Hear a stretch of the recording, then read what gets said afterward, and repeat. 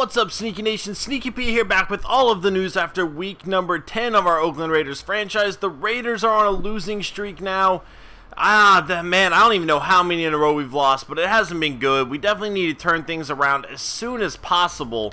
But, you know, we kind of came into this season expecting to struggle. We're a young Raiders team. We have some old vets that have helped out a lot, but for the most part, this season has been focused on developing younger players. You know, next season I really hope to make a statement within the league.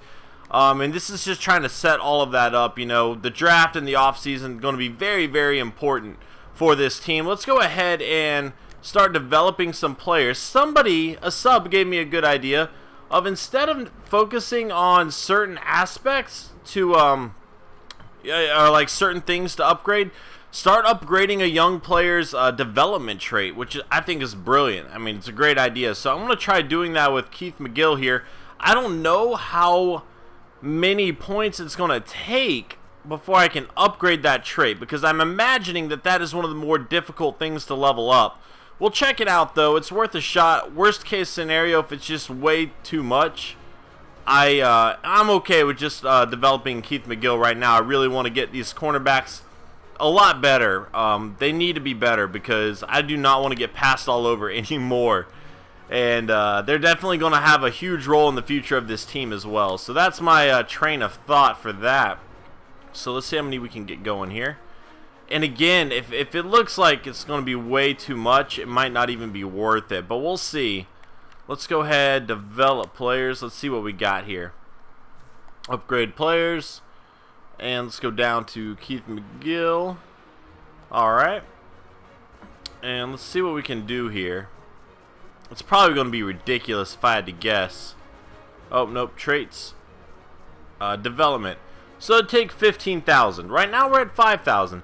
That's actually not all that bad. I might just save up those points and try doing that. That was a very good idea. I didn't have it written down, whichever sub suggested that, but thank you so much.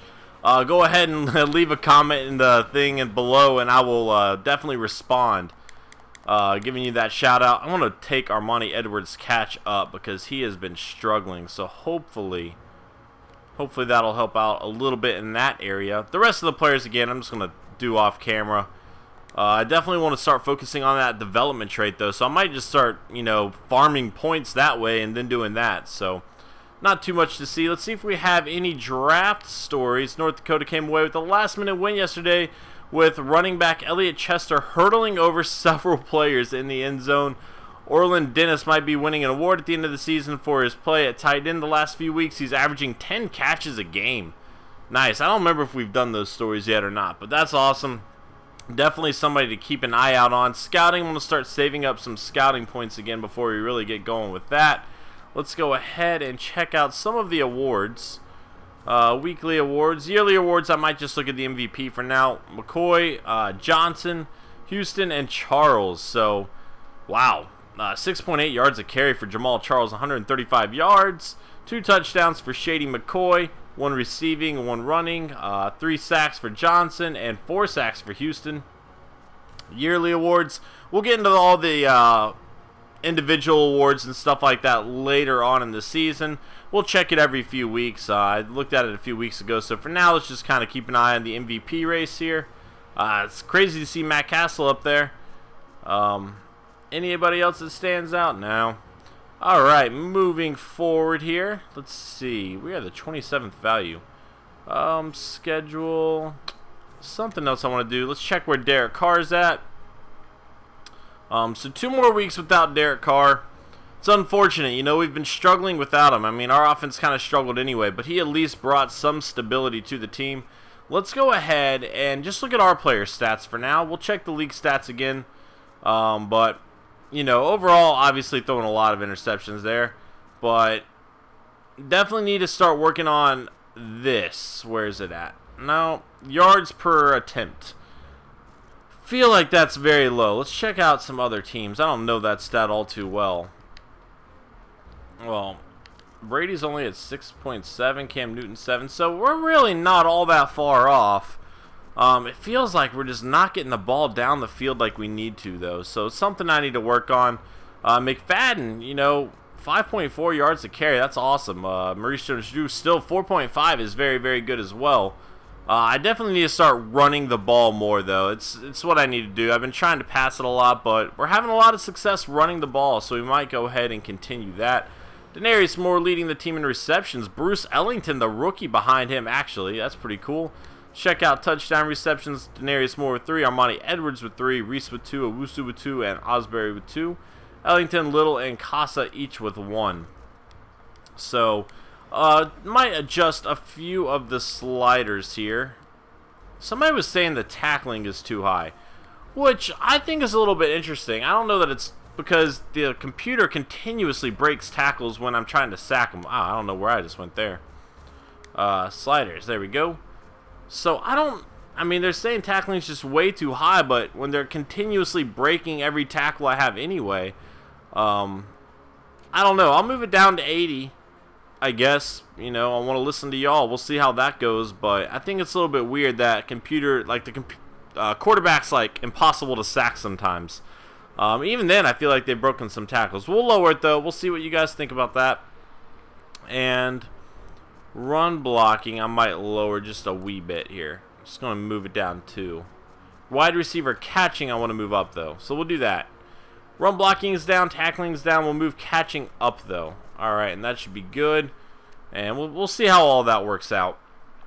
Anything else I wanted to go over? Let's go ahead really fast. I'm not going to scout anybody this week, but let's go ahead and look at some of the players we have scouted so I can slowly start to form a list of what I need to look out for. Middle linebacker obviously is something I would love to have. A few tight ends. I really would like to start getting some cornerbacks, though, and I don't think there's a really good one in this draft, is there? Nope, because I really want to start developing that shutdown defense. Like, I want to have the most feared defense in the NFL, and we'll work on that in the offseason. This guy's 6'2", I like that, but I remember scouting him. Yeah, he's not all that great. This guy's actually better, but that could be a very nice second round pick. To be able to pick up a guy that has those ratings in the second round, like, I'd feel very comfortable with that. Good speed. I can develop his catching over time. A lot of different stuff like that. I do want to start focusing on personality too, because I'm going to need to draft some players that are going to sell jerseys. So we'll have to check all that out. We'll look at standings really fast, and that should be it for this episode. I know we didn't get a whole lot done today, but you know, when you get to this point in the season, you've kind of looked at everything recently. You need to, you know, save some stuff up for an episode. The Vikings are 8-1. That's crazy. The Redskins are 8-1 as well. Very interesting there. Mostly, though, I just want to check out our team here.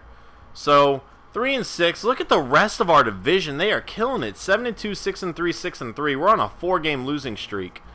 We have the Chargers next. They're 6-3, obviously. So interesting. It's going to be interesting to see what we can do. If we can pick up a win here, you know, I'd love to finish at least at 500.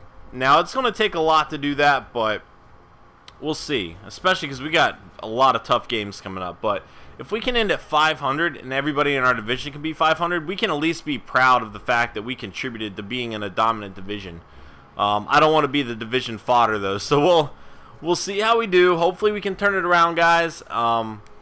Pick up some wins, you know. Connor Shaw is going to have to man the team for the next few weeks until we get Derek Carr back, and we'll see how it goes, guys. That's all I can say. Thank you so much for watching this episode. If you enjoyed, please hit that like button. It helps me out a lot. And yeah, I will see you next time. Later.